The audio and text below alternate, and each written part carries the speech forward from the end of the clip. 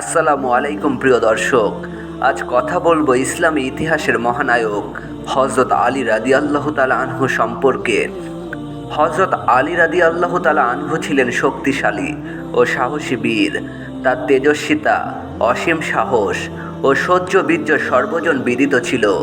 বেধর্মীদের বিরুদ্ধে প্রায় প্রতিটি অভিযানে তিনি অংশ নেন। বদর যুদ্ধের সময় তিনি অসীম সাহস ও বীরত্বের পরিচয় দেন। তাই নবীজি তাকে তার জুলফিকার তরবারি প্রদান করেন। হযরত আলী রাদিয়াল্লাহু তাআলা আনহুর বীরত্ব ও সহ্যবীর্যে সন্তুষ্ট হয়ে নবীজি তাকে আসাদুল্লাহ বা আল্লাহর সিংহ উপাধিতে ভূষিত করেন। মক্কা বিজয়ের সময় মুসলিম বাহিনীর পতাকা হযরত আলীর হাতে শোভা পাচ্ছিল। বদর যুদ্ধে দ্বিতীয় হিজরির 17ই রমজান বদর প্রান্তরে মক্কার মুশরিকদের সঙ্গে মুসলমানদের সংগঠিত যুদ্ধ ইসলামের ইতিহাসের প্রথম সশস্ত্র যুদ্ধ। কুরাইশদের আক্রমণ ঠেকাতে যেয়ে এ যুদ্ধের সূত্রপাত হয়। বদর যুদ্ধে 1000 কুরাইশ যোদ্ধা সশস্ত্র অবস্থায় 313 জন মুসলমান সেনার মুখোমুখি হল। মহানবী সাল্লাল্লাহু আলাইহি সাল্লামের সঙ্গীরা যুদ্ধের জন্য প্রস্তুত ছিলেন না, কারণ তারা কুরাইশদের বাণিজ্য কাফেলাকে অবরোধ করার প্রস্তুতি নিয়ে এসেছিলেন, যুদ্ধের জন্য নয়। মহানবী সাল্লাল্লাহু আলাইহি সাল্লাম কুরাইশদের বিরুদ্ধে যুদ্ধের উদ্দেশ্যে বদর অভিমুখে যাত্রা করলেন। এক অসম যুদ্ধে মুসলমানরা জয়ী হলো। এ যুদ্ধে 70 জন কুরাইশ নিহত হয়। এর মধ্যে 35 জন বড় যোদ্ধা ও গোত্রপতি হযরত আলী রাদিয়াল্লাহু তাআলা আনহুর হাতে নিহত হয়। তৃতীয় হিজরিতে কুরাইশরা বদর যুদ্ধের পরাজয়ের প্রতিশোধ গ্রহণের জন্য মদিনার দিকে যাত্রা করে। মহানবীও তাদের মোকাবেলা করার জন্য মদিনা থেকে বের হলে দুদল উহুদ প্রান্তরে পরস্পরের মুখোমুখি হলো। সে সময় যুদ্ধে ওই ব্যক্তির হাতে পতাকা অর্পণ করা হতো যে সর্বশ্রেষ্ঠ যোদ্ধা, এবং যদি তার হাত থেকে পতাকা পড়ে যেত তবে তারপর যে শ্রেষ্ঠ যোদ্ধা তার হাতে তা দেয়া হতো। উহুদের যুদ্ধে কুরাইশদের 9 জন শ্রেষ্ঠ যোদ্ধা যারা একের পর এক পতাকা ধারণ করেছিল তারাও হযরত আলী রাদিয়াল্লাহু তাআলা আনহুর হাতে নিহত হয়, যা কুরাইশদের মধ্যে আতঙ্কের সৃষ্টি করে। নেতাদের মৃত্যুর পর কুরাইশরা ছত্রভঙ্গ হয়ে পলায়ন করেছিল, কিন্তু মুসলমানরা মহানবী সাল্লাল্লাহু আলাইহি সাল্লামের নির্দেশ অমান্য করে গনিমত সংগ্রহে মগ্ন হলে পেছন থেকে মুশরিকদের এক দল তাদের আক্রমণ করে পর্যদুস্ত করে। খন্দকের যুদ্ধে 5ম হিজরির জিলকদ মাসে মক্কার মুশরিকরা 10,000 সৈন্য নিয়ে মদিনা আক্রমণের পরিকল্পনা করে। মুসলমানরা হযরত সালমান ফার্সি রাদিয়াল্লাহু তাআলা আনহুর পরামর্শে বিশাল এক পরিখা খনন করে, যাতে মুশরিক সেনা দল মদিনায় প্রবেশ না করতে পারে। আমর ইবনে আবদে উদ নামে আরবের এক প্রসিদ্ধ বীর তার ঘোড়া নিয়ে পরিখা অতিক্রম করে মুসলমানদের সামনে এসে মল্লযুদ্ধের আহ্বান জানালো। মুসলমানরা তার বিশাল দেহ রণমূর্তি দেখে তার মুখোমুখি হওয়ার সাহস করছিল না। সে তাদের আহ্বান করে বলেছিল, তোমরা তো বিশ্বাস করো যে তোমাদের কেউ নিহত হলে বেহেশতে যাবে, তাহলে কেন অগ্রসর হচ্ছ না? তখন মহানবী সাল্লাল্লাহু আলাইহি সাল্লাম সাহাবীদের আহ্বান করে বললেন, তোমাদের মধ্যে কে তার সঙ্গে যুদ্ধ করতে প্রস্তুত আছো? হযরত আলী রাদিয়াল্লাহু তাআলা আনহু বললেন, আমি। তখন তিনি তার পাগড়ি খুলে আলী রাদিয়াল্লাহু তাআলা আনহুর মাথায় বেঁধে দিলেন। আলী আমরের সামনে দাঁড়িয়ে বললেন, আমি তোমাকে 3টি প্রস্তাব দিচ্ছি, এর মধ্যে যে কোনো একটি মেনে নাও। 1, ইসলাম গ্রহণ করে মুসলিম হয়ে যাও। 2, যে সৈন্যদল এসেছে তা নিয়ে ফিরে যাও।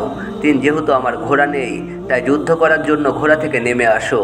সে বলল, আমি তোমার 3য় প্রস্তাব মেনে নিচ্ছি। অতঃপর সে ঘোড়া থেকে নেমে আসলো। উভয়ের মধ্যে যুদ্ধ শুরু হলে সে তরবারি দিয়ে হযরত আলী রাদিয়াল্লাহু তাআলা আনহুর ওপর আঘাত হানলো। তিনি ঢাল দিয়ে তা আটকানোর চেষ্টা করলে তা দ্বিখণ্ডিত হয়ে তার মাথায় আঘাত হানলো। তিনি রক্তাক্ত অবস্থায় তার সঙ্গে যুদ্ধ করতে থাকলেন। সুযোগ বুঝে তিনি আমরের পায়ে তরবারি দিয়ে আঘাত হানলে তার পা বিচ্ছিন্ন হয়ে পড়ল এবং তিনি আরেকটি আঘাত করে তাকে মাটিতে ফেলে দিলেন। অতঃপর তাকে হত্যা করলেন। যদিও তখন যুদ্ধের রীতি ছিল হত্যাকারী নিহত ব্যক্তির পোশাক ও অস্ত্রের অধিকারী হবে, কিন্তু হযরত আলী রাদিয়াল্লাহু তাআলা আনহু আবদে উদের দেহ থেকে বর্ম পোশাক না খুলেই চলে এলেন। হযরত ওমর ফারুক রাদিয়াল্লাহু তাআলা আনহু হযরত আলী রাদিয়াল্লাহু তাআলা আনহুকে বললেন, তার বর্মটির মূল্য 100 দিনার বা 1000 দিরহাম হবে। তবুও কেন তা গ্রহণ করলেন না? তিনি বললেন, আমি চাইনি তাকে নগ্ন দেহে ফেলে রাখতে। এ খবর যখন আমরের বোনের নিকট পৌঁছালো তখন সে বলল, যদি তাকে সে নগ্ন করত তবে মৃত্যু পর্যন্ত তার ক্রন্দন করতাম। কিন্তু যে তাকে হত্যা করেছে সে মহৎ ছিল, তাই তার জন্য আমি ক্রন্দন করব না। খাইবারের যুদ্ধে মদিনার ইহুদিরা খুবই সম্পদশালী ছিল। তারা নবী করিম সাল্লাল্লাহু আলাইহি সাল্লামকে অত্যন্ত কষ্ট দিত। মহানবী সাল্লাল্লাহু আলাইহি সাল্লাম তাদের এক গোত্র বনি নাজিরকে দমনের জন্য তাদের আবাসস্থল খাইবারের দিকে যাত্রা করলেন। সেখানে তাদের দুর্ভেদ্য দুর্গ ছিল। দীর্ঘদিন তিনি তাদের অবরোধ করে রাখলেন, কিন্তু তা ফলপ্রসূ হলো না। 3 দিন পর তাদের সঙ্গে মুসলমানদের মুখোমুখি যুদ্ধ হয়। প্রথম দিন রাসূল সাল্লাল্লাহু আলাইহি সাল্লাম হযরত আবু বকর রাদিয়াল্লাহু তাআলা আনহুকে একদল সেনাসহ তাদের উদ্দেশ্যে প্রেরণ করলেন। তিনি তাদের আক্রমণ করে পরাস্ত হয়ে ফিরে এলেন। নবীজির নিকট ফিরে এসে তিনি তার সৈন্যদের বিরুদ্ধে কাপুরুষতার অভিযোগ আনলেন। সৈন্যরা উল্টো তাকে ভীরু বলে অভিযুক্ত করল। দ্বিতীয় দিন তিনি হযরত ওমর রাদিয়াল্লাহু তাআলা আনহুকে সেনাদল সহ যুদ্ধে প্রেরণ করলেন। তিনিও ব্যর্থ হয়ে ফিরে আসলেন। তার বিরুদ্ধেও সৈন্যরা ভীরুতার অভিযোগ আনল। তৃতীয় দিনের আগের রাতে রাসূল পাক সাল্লাল্লাহু আলাইহি সাল্লাম বললেন, আগামীকাল এমন এক ব্যক্তিকে প্রেরণ করব যে আল্লাহ তার রাসূলকে ভালোবাসে এবং আল্লাহ তার রাসূল তাকে ভালোবাসে। সে প্রচণ্ড আক্রমণকারী, পলায়নকারী নয়। সকল সাহাবী আকাঙ্ক্ষা করতে লাগলেন ওই ব্যক্তি যেন তিনি হন। তৃতীয় দিন সকালে মহানবী সাল্লাল্লাহু আলাইহি সাল্লাম জিজ্ঞাসা করলেন, আলী কোথায়? সকলে বললেন তিনি চোখের ব্যথায় আক্রান্ত পীড়িত। মহানবী সাল্লাল্লাহু আলাইহি সাল্লাম বললেন, তাকে আনো। হযরত আলীকে আনা হলে তিনি তার মুখের লালা তার চোখে লাগিয়ে দিলেন। আলী আরোগ্য লাভ করলেন। হযরত আলী রাদিয়াল্লাহু তাআলা আনহু বলেন, এরপর কখনো আমি চোখের ব্যথায় আক্রান্ত হইনি। রাসূল সাল্লাল্লাহু আলাইহি সাল্লাম যুদ্ধের পতাকা হযরত আলীর হাতে দিলেন এবং সৈন্যদের নিয়ে যাত্রা করতে বললেন। ইহুদিদের প্রসিদ্ধ বীর মারহাবের রণমূর্তি মূলত পূর্ববর্তী সেনাদলের মধ্যে ভীতির সঞ্চার করেছিল। হযরত আলী ইহুদিদের দুর্গের নিকট পৌঁছালে মারহাব তার সাথে মোকাবেলার জন্য বেরিয়ে আসলো। যুদ্ধ শুরু হলো এবং বেশ কিছুক্ষণ যুদ্ধের পর হযরত আলী তার উপর বিজয়ী হলেন এবং তাকে হত্যা করলেন। অতঃপর দুর্গের দরজা উপড়ে ফেললেন এবং তা ইহুদিদের খননকৃত পরিখার উপর স্থাপন করলেন।